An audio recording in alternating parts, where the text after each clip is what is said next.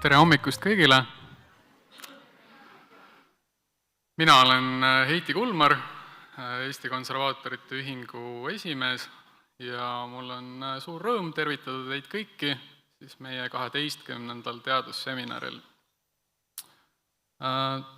Tänane teema on siis välitööd ja erinevad objektipõhised ettevõtmised, sest et rohkem kui natuke satume me ikkagi oma laboritest välja, peame tegema tööd kuskil mujal kui oma kodustes tööruumides.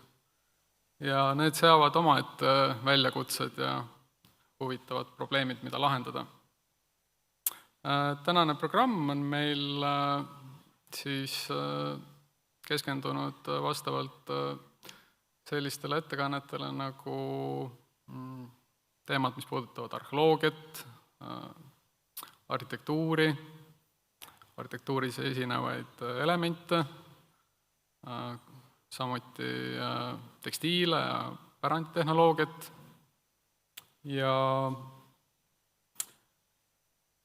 lõuna ajal on meil siis 2 erinevat ekskursiooni.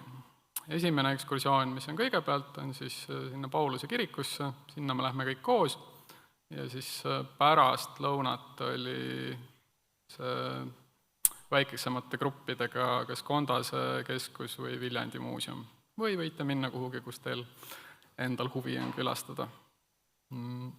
Ja Egle veel tutvustab enne lõunat siis ka natuke seda Pauluse kiriku ettekannet või seda